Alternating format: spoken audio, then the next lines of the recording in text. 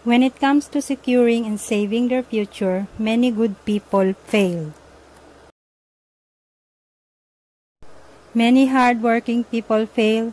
Many smart people fail. Many young people fail. Many old people fail.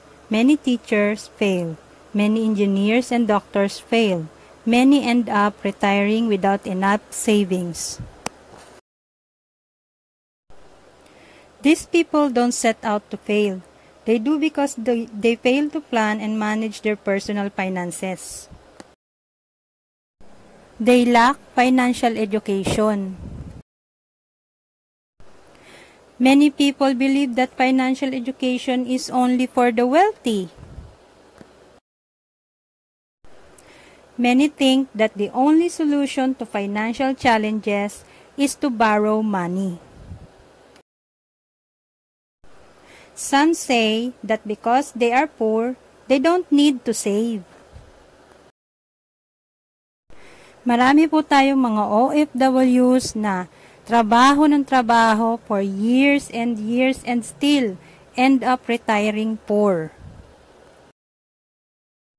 The solution to that, financial education. Ganon din sa family natin, dapat ituro din natin yan. The solution to that, attend our free financial class and learn the basic concept of saving and investing safely and correctly. Comment down interested para po masend ko sa inyo yung mga schedule ng aming free financial trainings. And kung nagustuhan mo ang video na ito, huwag mo kalimutan na i-share ito sa mga family mo. Don't forget to like and follow for more.